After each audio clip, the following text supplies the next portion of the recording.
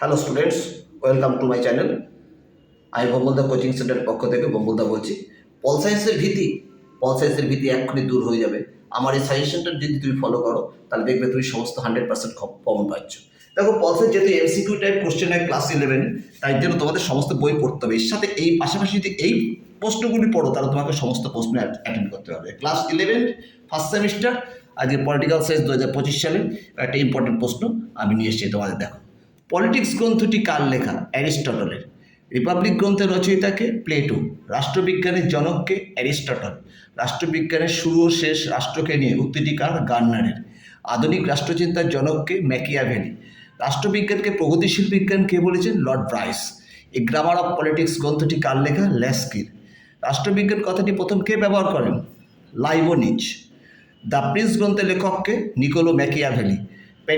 প্যারিসে কত খ্রিস্টাব্দে আন্তর্জাতিক রাষ্ট্রবিজ্ঞান সম্মেলন হয়? 1948 খ্রিস্টাব্দে। দুনিয়ার মজদুর এক হওয়া উক্তিটি কার? কার্ল মার্কসের। রোমান দার্শনিকগণ রাষ্ট্রকে কি বলতেন? সিভিটাস। রাষ্ট্রের দুটি উপাদান উল্লেখ করো: সার্বভৌমত্ব ও নির্দিষ্ট ভূখণ্ড। সোশ্যাল কন্ট্রাক্ট গ্রন্থের লেখককে? রুশো। গ্রিক দার্শনিকগণ নগররাষ্ট্রকে কি বলতেন? পোলিস। পৃথিবীর সর্বাপেক্ষা ক্ষুদ্রায়তন রাষ্ট্রের নাম কি? Vatican city. রাষ্ট্রের প্রধান উপাদান কি? সার্বভৌমিকতা। লেভিয়াথান গ্রন্থের লেখককে? Thomas Hobbes. বলপ্রগতবাদের মুখ্য প্রবক্তাকে? ওপেনহাইমার। বৃহৎ রাষ্ট্রের ধারণা কারা প্রবর্তন করেন? টিউটনরা। ট্রু টিচিজেস অফ গভর্নমেন্ট গ্রন্থটি কার লেখা? John Locke. সার্বভৌমিকতা শব্দের অর্থ কি? চূড়ান্ত ক্ষমতা। উদারনীতিবাদের জনক কাকে বলে? জন লককে। হিউম্যান নেচার ইন পলিটিক্স গ্রন্থটি কার লেখা? Graham Wallas. ক্ষমতা স্বতন্ত্রীকরণ নীতির প্রবক্তাকে? মন্তেস্কু। পলিস কি? একটি নগর রাষ্ট্র।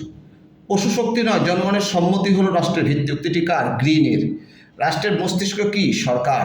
ভারতের বিদ্যমান কি ধরনের নাগরিকত্ব? এক নাগরিকত্ব। বিদেশিরা কোন অধিকার ভোগ করতে পারে না? রাজনৈতিক অধিকার। তোমরা দেখো যে ক্লাস 11-এর পল সায়েন্সে যদি তোমরা এই প্রশ্নগুলো পড়ো তোমরা নিশ্চয়ই সমস্ত প্রশ্ন অ্যাটেন্ড করতে পারবে। এর সাথে রয়েছে, দেখো, সংবিধানের কত নম্বর ধারায় নাগরিকতা সম্পর্কে আলোচনা করা হয়েছে? 5 থেকে 11 নং ধারায়। কেবলমাত্র মার্কিন যুক্তরাষ্ট্রের নাগরিক রাষ্ট্রপতি হতে পারেন কিভাবে? জন্মসূত্রে। এক ব্যক্তি একসঙ্গে কয়টি দেশের নাগরিক হতে পারে? একটি। দ্বি-নাগরিকত্ব কোন দেশের শাসন ব্যবস্থার বৈশিষ্ট্য? যুক্তরাষ্ট্রীয়। নাগরিকত্ব অর্জন করা যায় কিভাবে? জন্মসূত্রে। সুনাগরিকতার পথে প্রতিবন্ধকতা কি? স্বার্থপরতা।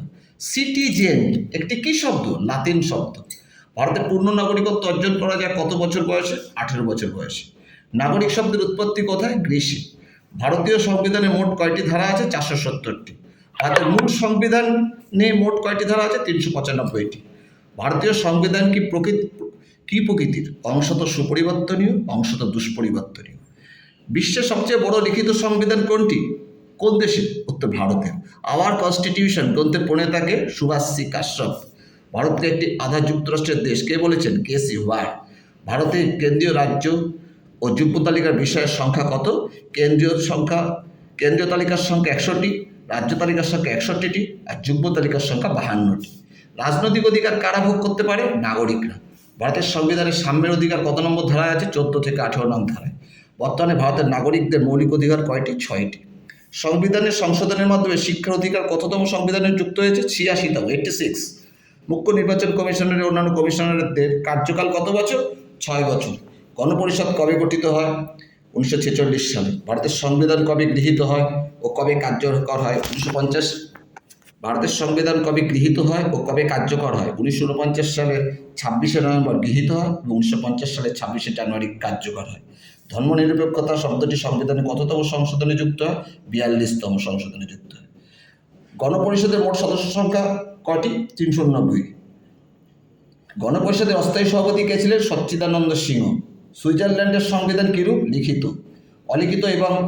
অলিখিত সংবিধান কোথায় দেখা যায়? ব্রিটেনে। তোমরা যদি এই সমস্ত প্রশ্নগুলি সমস্ত পড়ে যাও, আশা করি তোমরা সমস্ত প্রশ্নের উত্তরই অ্যাটেম্প করতে পারবে। আমি ভোমবলদা অর্থাৎ সুমিত বিশ্বাস তোমাদেরকে কথা দিচ্ছি, তোমাদের পল সায়েন্সের ভীতি দূর করতে আমি তোমাদের সাথে এসেছি। এই সমস্ত পোস্টের ডালি নিয়ে তোমরা এই প্রশ্নগুলি সমস্ত ফলো করে যাও, আশা করি তোমরা সমস্ত প্রশ্নের উত্তর লিখতে পারবে। তোমরা এইভাবে প্রিপেয়ার্ড হও, তোমরা আগামী দিন নিশ্চয়ই আরও ভালো ভালো ভিডিও পাবে আমার কাছ থেকে। তোমরা এইগুলি প্র্যাকটিস করে যাও, তোমরা 100% কমন পাবে প্রশ্ন। আজ এই পর্যন্ত থাকলো, টাটা, বাই, আগামী দিন দেখা হবে।